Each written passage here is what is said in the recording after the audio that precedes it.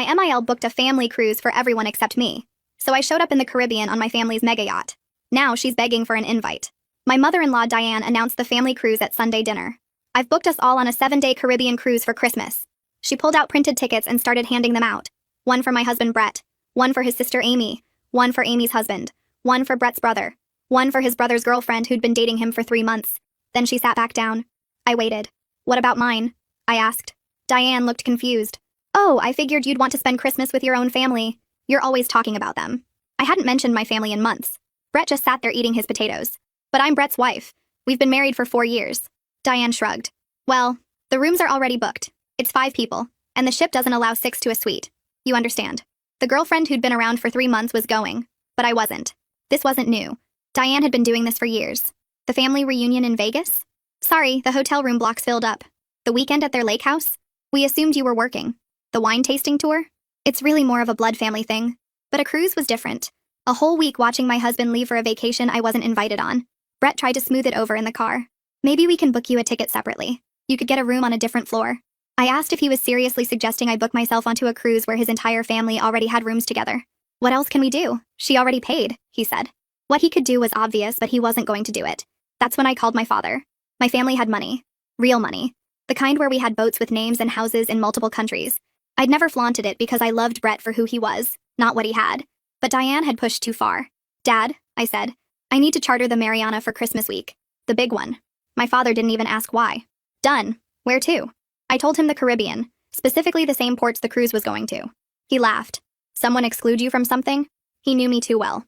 The next Sunday dinner, Diane was going on about the cruise again, showing photos of the ship, talking about the dining room, the activities. Such a shame you can't come, she said to me. But you'll have a nice quiet Christmas here. I smiled. Actually, I won't be here. My family's doing something that week too. Diane barely looked up. That's nice. A little local get-together? I pulled out my phone and showed them the yacht. 180 feet of pure luxury. We're taking this to the Caribbean. Same ports as your cruise, actually. What a coincidence. Brett dropped his fork. Amy leaned in to look closer. Is that a yacht? Like a private yacht? I nodded. It's one of ours. We'll have a full crew, chef. Everything. My parents, my siblings, their kids. We're even bringing my cousin's new boyfriend. Family's family, you know. Diane's face went through several expressions. That must cost a fortune. I shrugged. Dad owns it. No cost, really. Just the fuel and crew. Brett suddenly got interested. Maybe I could skip the cruise and come with you instead? I laughed. Oh no, you already have plans. Besides, it's really more of a blood family thing. You understand. Diane tried to recover. Well, cruise ships have so many more activities. Casinos, shows, multiple restaurants. I kept scrolling through photos on my phone. True. We just have the jet skis, the submarine, the helicopter for island hopping. Pretty boring compared to a cruise ship. Amy's husband was staring. Did you say submarine? The best part was still coming. Oh, and since we'll be in the same ports, maybe we'll see each other. We could wave from the yacht while you're... What deck are you on again? Interior rooms? Diane's face was red. We have balcony rooms. I pretended to think. Right. Those tiny balconies on the side. You'll be able to see us perfectly. The yacht usually has to anchor away from the cruise ships because we need more space. Brett was panic texting me under the table. Please let me come. Please. I didn't know you were doing this. I ignored him and kept talking. My brother's girlfriend is so excited. She's only been dating him for a month, but family's family, right, Diane? The week of the cruise came. My family and I boarded the Mariana 2 days before they left, making sure to post nothing online until we were already at sea. Then I started sharing photos. The breakfast was spread on the deck, the sunset from the hot tub. My mom and I are doing yoga on the helipad. Brett called me from their first port. We can see your yacht from the ship. It's enormous. He sounded miserable. Everyone keeps asking about it. The captain even announced it over the speaker. I was getting a massage on the deck at that moment. How fun! How's your cruise? I could hear Diane in the background asking if that was me.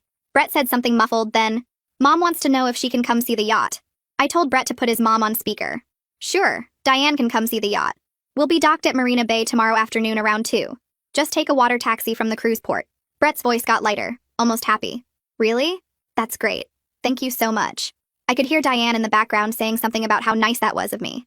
I hung up and walked over to where my brother was doing tricks on the jet ski near the yacht. Guess who's coming to visit tomorrow? My brother cut the engine and floated closer. Please tell me it's your mother-in-law.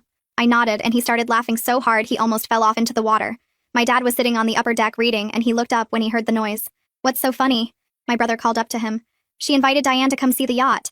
My dad put his book down and came to the railing. Are you sure that's a good idea? I shrugged, but something in his tone made me stop and think.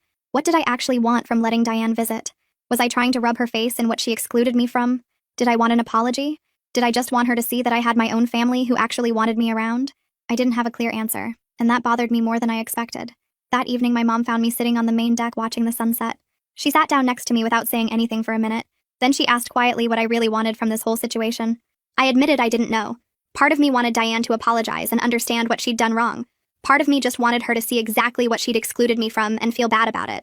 Part of me wanted to prove I didn't need her family's approval because I had my own family who loved me. My mom listened and then said that those were all valid feelings, but I should figure out which one mattered most before Diane showed up. Otherwise, I might do something I'd regret later. I told her I'd think about it, but honestly, I still didn't know. That night, I couldn't sleep. Brett kept texting me, and each message got more desperate. He said everyone on the cruise was talking about the yacht. He said his mom was really embarrassed because people kept asking her about it. He said Amy and Jeremy were uncomfortable and the whole family dynamic was weird now. Then he sent the text that really got to me. You've made your point. When are you coming home? Like this whole trip was just me punishing him instead of me actually enjoying time with my own family. Like I'd planned this yacht trip just to make him feel bad, and not because his mother had excluded me from a family vacation. I put my phone on silent and tried to sleep, but I kept thinking about what my mom had asked. What did I really want? The next afternoon, I was on the upper deck when I saw the water taxi approaching. Diane was sitting in the front wearing what looked like her nicest cruise outfit, a flowered dress and sandals with a sun hat. But as the taxi got closer and she could see the Mariana up close, I watched her face change. Her mouth opened a little and she grabbed the side of the taxi. The yacht was huge compared to the little boat she was in. When she stepped onto our dock, she had to look up and up to see the top decks. She looked so small standing there next to the yacht, almost like a kid seeing something overwhelming for the first time. I walked down to meet her and kept my voice polite but not warm. Welcome aboard. Let me show you around. She followed me up the stairs to the main deck, and I could feel her hesitating with each step. My family was having lunch at the big table on the deck. Fresh fruit and pastries spread out everywhere.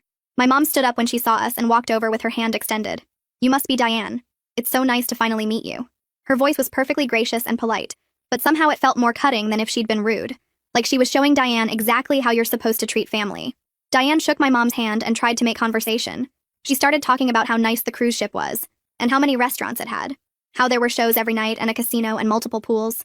She was comparing everything favorably to the yacht like she was trying to convince herself the cruise was better. Then she looked past my mom and saw our chef preparing lunch. He was working on fresh lobster and the smell was amazing. There were bottles of wine chilling in ice buckets.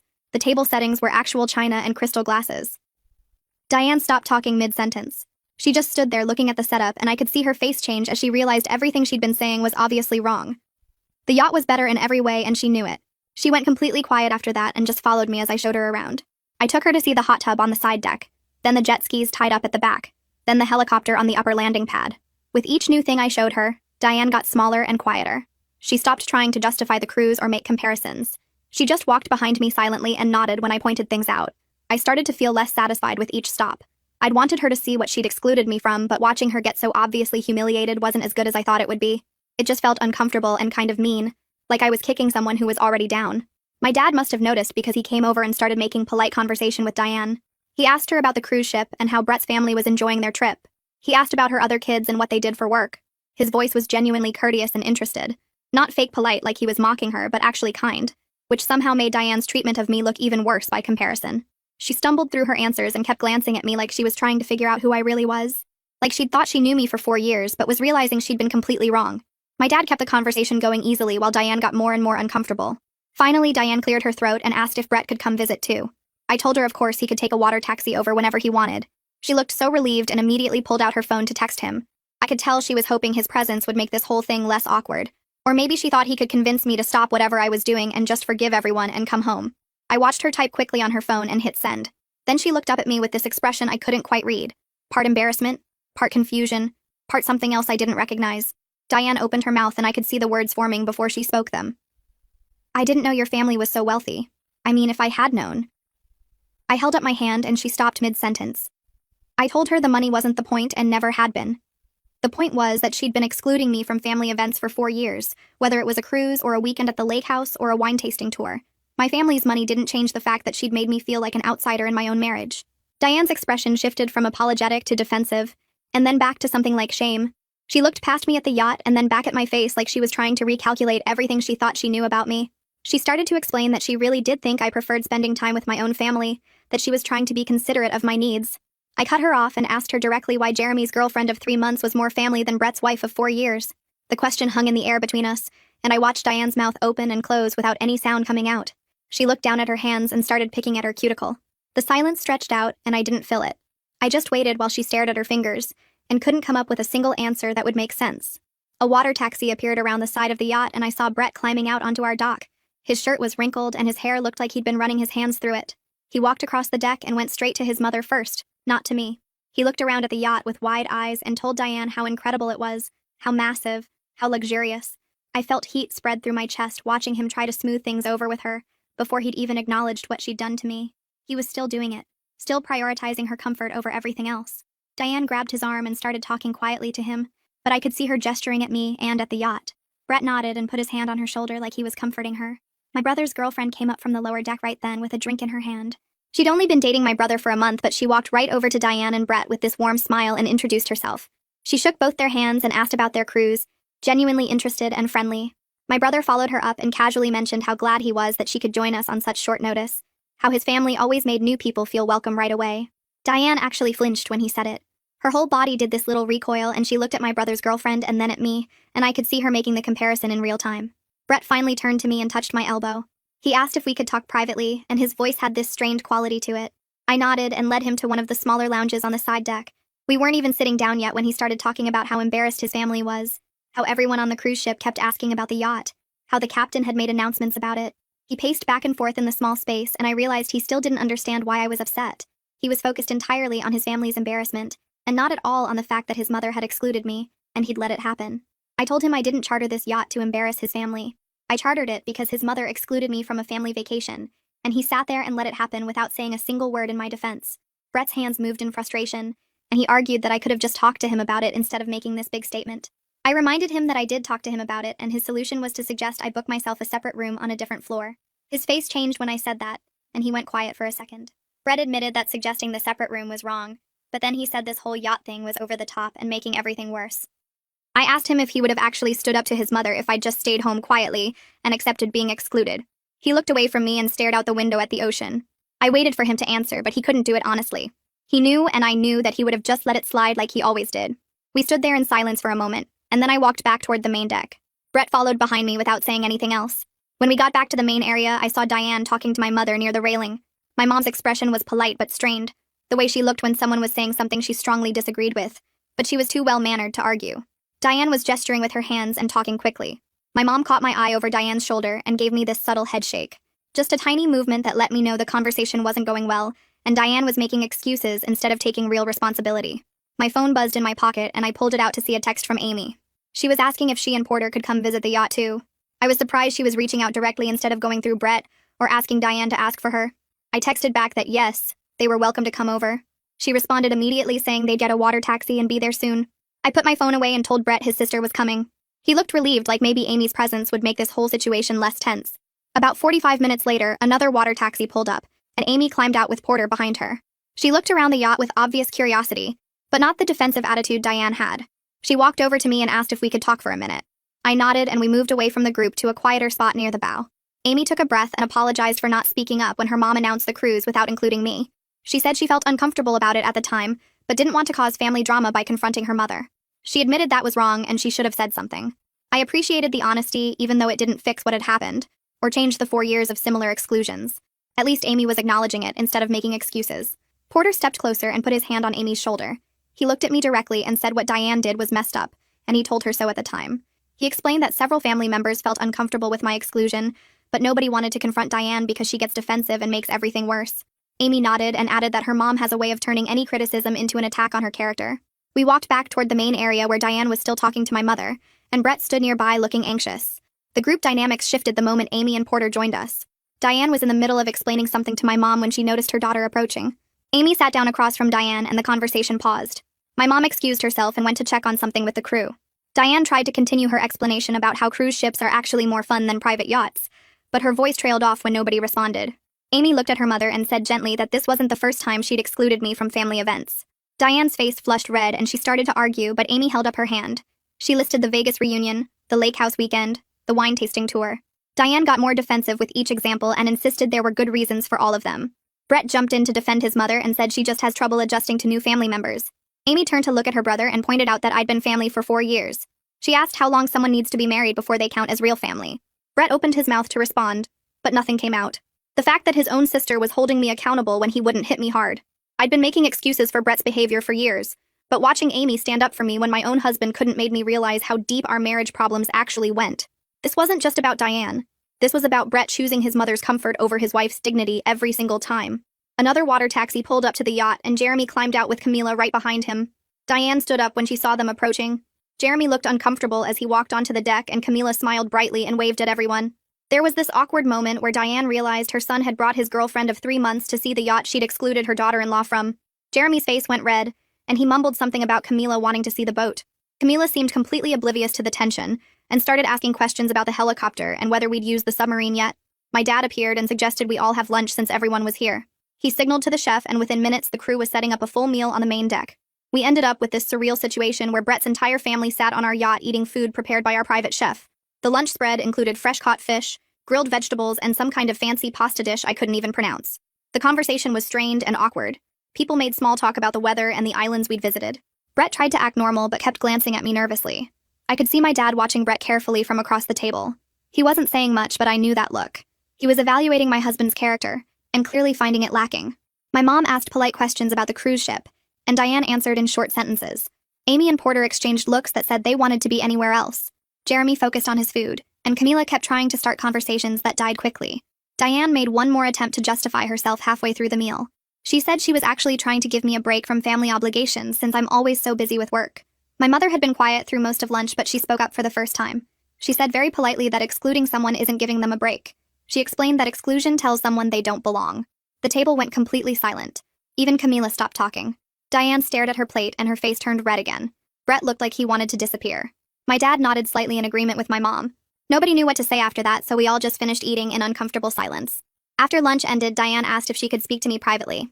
I agreed, mostly out of curiosity about what she'd say without Brett there to defend her or make excuses. We walked to the upper deck away from everyone else.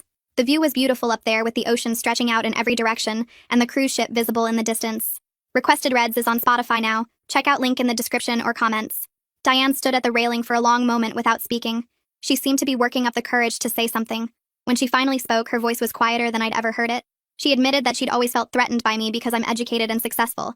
She said she worried I'd look down on her family because they didn't have college degrees or professional careers. I was stunned because I'd never done anything to suggest that. I told her I fell in love with Brett despite our different backgrounds, not because of them. I explained that I'd never cared about any of that stuff. Diane nodded slowly and said she could see that now. She confessed that seeing the yacht made her realize how much I'd downplayed my family's wealth all these years. She said she felt foolish for treating me like I was somehow less than her family, when the reality was so different. I stopped her and pointed out that the yacht isn't the issue. The pattern of exclusion is the issue. I told her that money doesn't change the fact that she's hurt me repeatedly over 4 years. She tried to argue that she didn't mean to hurt me, but I cut her off. Intent doesn't matter when the impact is the same every time. I asked Diane directly if she would have treated me differently if she'd known about my family's money from the start. She hesitated before answering, and that hesitation told me everything I needed to know. She finally admitted that yes, she probably would have treated me better. I told her that's exactly the problem with her values. She judged me and excluded me based on what she thought I was worth, instead of treating me like family, because that's what I actually am. We walked back down to the main deck where everyone was still gathered around the lunch table. Diane stood at the head of the table and cleared her throat until everyone looked at her. She announced that she owed me an apology, and her voice was steady instead of defensive like before. She said she'd excluded me from family events over the years, and it was wrong no matter what her reasons were or what my background was. She looked directly at me when she said it, and I could tell this time she actually meant it. Brett's whole body relaxed like someone had cut strings holding him up. He smiled at me from across the deck, and I knew he thought his mother's words fixed everything between us. But I understood we had way bigger problems than just his mother's behavior toward me. I thanked Diane for the apology and told her I appreciated her honesty. Then I made it clear that rebuilding trust would take time and consistent changed behavior over months and years. I said words were a good start, but actions mattered more. Diane nodded and didn't argue or make excuses, which was different from how she usually handled being called out. The visit wrapped up after that, with Brett's family needing to get back to their cruise ship before dinner. Amy came over and hugged me tight before she left. She whispered in my ear that she was glad I stood up for myself and that someone needed to do it years ago. Porter shook my hand firmly and said he hoped this was a turning point for how the family treated me going forward. Jeremy gave me an awkward wave, and Camila smiled but didn't say anything. Brett lingered on the dock looking back at the yacht like he wanted to stay. Diane thanked my parents for lunch with actual politeness, and my dad nodded at her with the same courtesy he'd show any guest. I watched their water taxi pull away toward the massive cruise ship in the distance. My mom came and stood beside me at the railing. She didn't say anything, but she squeezed my shoulder, and I felt the weight of everything that had happened settle over me. That evening, my family and I had dinner together at the big table on the main deck. The chef made fresh caught fish, and my siblings were talking about the next day's plans for jet skiing. My dad waited until everyone had finished eating before he asked me directly what I planned to do about my marriage.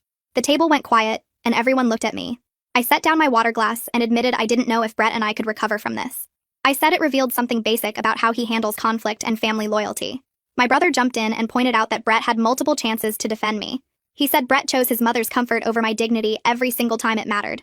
My mom added more gently that I deserved a partner who stood beside me. She said I didn't deserve someone who suggests I book my own room when his family excludes me. My dad listened to all of this and then asked what I wanted to do, not what I thought I should do. I told him honestly that I loved Brett, but I couldn't keep living like this. I said I needed to see real change over time before I could trust him again. I spent that night in my cabin thinking about my marriage instead of sleeping. The yacht rocked gently, and I could hear the ocean outside my window. I realized the whole yacht situation was just a symptom of a much bigger problem. Brett had never fully separated from his mother's influence in 4 years of marriage. I'd been accommodating that broken dynamic the entire time without even realizing it. Every time Diane excluded me and Brett made excuses, I'd told myself it wasn't worth the fight. I'd convinced myself that being the bigger person meant accepting less than I deserved. But watching my own family's unconditional support this week showed me what real family actually looked like. My parents had never once made me feel less than or excluded my partner from anything. They'd welcomed Brett from day one without conditions or tests. The contrast was so obvious now that I couldn't unsee it. The next day, Brett texted asking if he could come back to the yacht to talk just the two of us. I agreed after thinking about it for a while. He arrived on a water taxi around noon looking serious and tired. I could tell he'd been thinking hard about everything that happened over the past few days. We sat in one of the smaller lounges away from my family. Brett started by apologizing for not defending me, and for the first time he didn't make excuses. He didn't try to explain his mother's behavior or justify what happened. He admitted he'd been conflict avoidant his whole life and it damaged our marriage. He said he wanted to change, but he didn't know how to do it. His hands were shaking slightly when he spoke, and I realized how scared he was of losing me.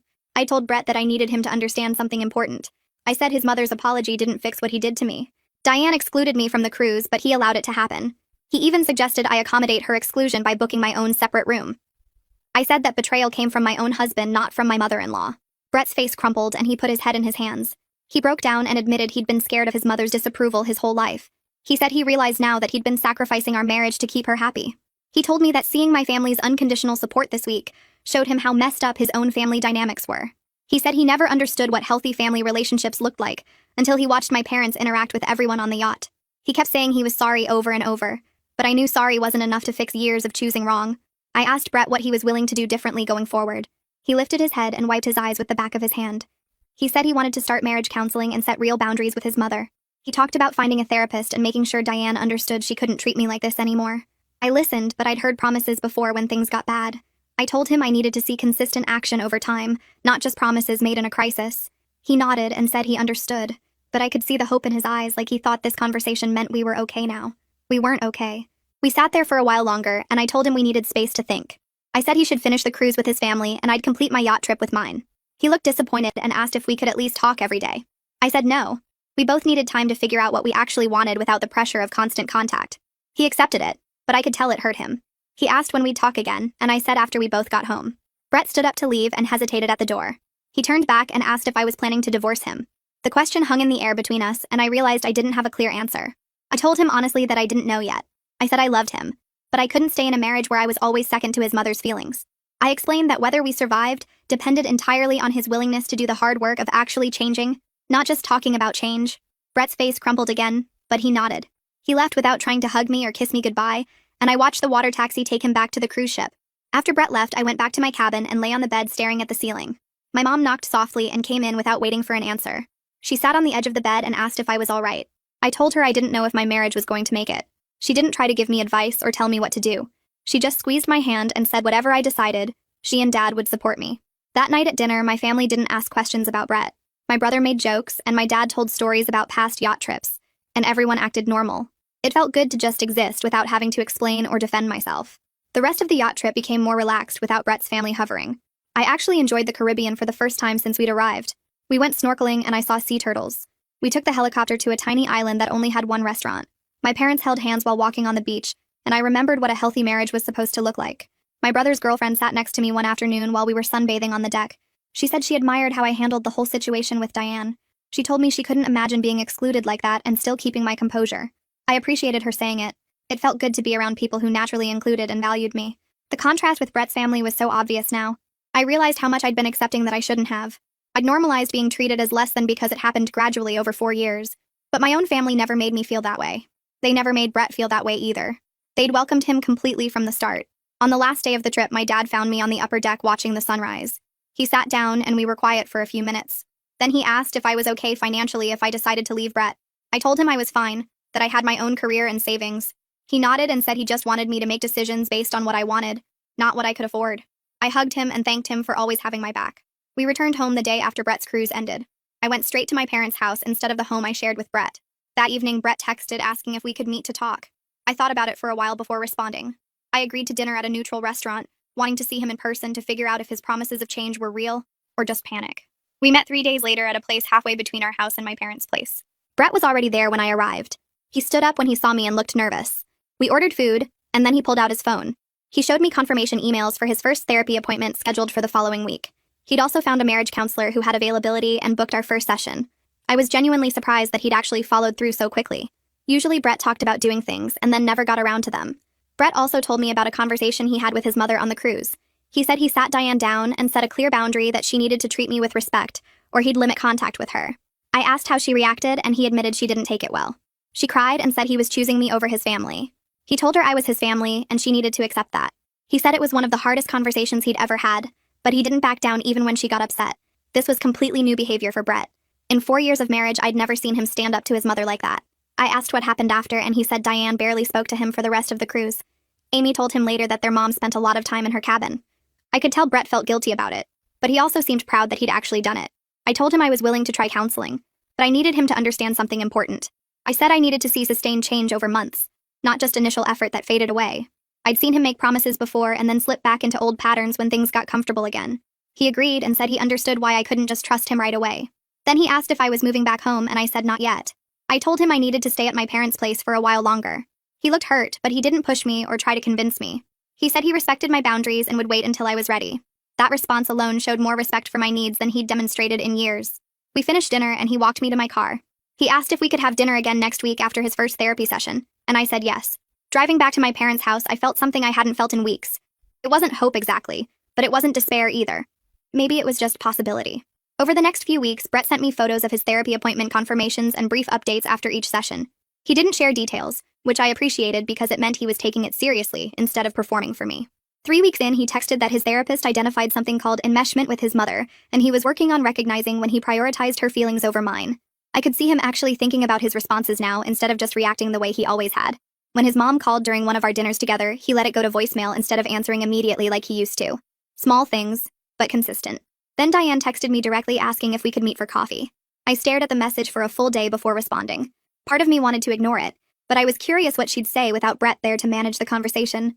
I agreed to meet at a coffee shop halfway between our places. She was already there when I arrived, sitting at a corner table and fidgeting with her napkin. She stood up when she saw me and looked genuinely nervous. We ordered coffee and sat down, and she didn't seem to know how to start. Finally, she said she'd been thinking a lot about what happened and wanted to do better. Her voice was shaky and she kept looking at her hands. I waited for her to continue. She admitted she'd always been insecure about not coming from money, and she projected that onto me by assuming I looked down on her family. She said the yacht situation forced her to see her own prejudices and insecurities clearly for the first time. She'd convinced herself I was the snobby one when really she was the one judging people based on money. I appreciated the honesty because it felt real, not rehearsed. But I told her rebuilding our relationship would take time and consistent respectful behavior, not just one good conversation. She nodded and said she understood and didn't push for immediate forgiveness or ask when things would go back to normal. That response showed more emotional growth than I'd seen from her in 4 years. We finished our coffee and she asked if we could try meeting again in a few weeks. I said maybe and left it at that. Brett and I started marriage counseling the following week. Our therapist was direct and didn't let either of us make excuses. She made Brett walk through specific examples of times he chose his mother's comfort over our marriage. He had to say out loud that he suggested I book my own room on a different floor of the cruise ship instead of standing up for me. Hearing him repeat his own words back seemed to hit him differently than when I'd said it. The therapist helped him see how his conflict avoidance with his mother enabled her bad behavior and damaged our marriage. She also called me out for downplaying my family's wealth to avoid conflict, which I hadn't expected. She said hiding parts of myself to make others comfortable was its own form of dishonesty. We both had work to do. Brett kept going to his individual therapy and actually did the homework his therapist assigned. He started noticing patterns in real time, and sometimes caught himself mid-sentence when he was about to prioritize his mom's feelings. It wasn't perfect, but it was genuine effort. 3 months after the Caribbean trips, we were in a better place but still taking things slowly. Brett maintained his boundaries with Diane even when she tested them. She called crying one night about something minor, and he told her he'd talk to her the next day when she was calmer, then actually hung up. Old Brett would have stayed on the phone for hours trying to fix her feelings. I watched this happen from across the room and felt something shift. He was actually doing it. Not just promising, actually changing his behavior consistently over months. My trust started rebuilding in small pieces. Amy texted asking if I wanted to have lunch, and I agreed. We met at a restaurant near her work, and she apologized again for not speaking up sooner about her mother's treatment of me. She said watching me stand up for myself on the yacht inspired her to set her own boundaries with Diane. She'd told her mom she wouldn't be available for daily phone calls anymore and needed advance notice for family events instead of last-minute demands. She said their relationship was actually improving because Diane respected her more when she had boundaries. I told Amy I was glad she was standing up for herself, but it was hard not to feel bitter that it took me chartering a yacht for anyone in Brett's family to see the problem. She said she knew, and she was sorry it took something so dramatic. We talked about other things after that, and it felt almost normal. Then Diane called me, not Brett, to invite me to a family dinner. She explicitly invited me first before even mentioning it to Brett. She asked if the following Saturday worked for me and said she wanted to make sure I could come before finalizing the date. It was a small thing, but it showed she was thinking about inclusion differently. I told her Saturday worked, and she sounded relieved. The dinner itself was still somewhat awkward, but better. Diane introduced me to extended family members I'd never met, cousins and aunts who apparently lived nearby but had never been at family events I attended. She made a point of talking about my accomplishments and our marriage positively. She told her sister that Brett and I just celebrated our 5th anniversary and that I had an amazing career. Brett squeezed my hand under the table, and I could see he was genuinely proud of his mother's effort. She was trying. It wasn't perfect, and I still felt guarded, but I could see visible change. After dinner, Brett and I decided to take a weekend trip together, just the two of us. We drove up the coast and stayed at a small inn with an ocean view. We didn't talk about his family or the yacht or therapy. We just walked on the beach and had long dinners and remembered what it felt like to be us without all the drama. He was more attentive than he'd been in years. He asked about my work and actually listened to my answers instead of waiting for his turn to talk. He reached for my hand while we walked, and it didn't feel like he was trying to fix something. It just felt natural. One night we sat on the balcony watching the sunset, and he said he was grateful I didn't give up on us. I told him I almost did. He said he knew, and he didn't blame me.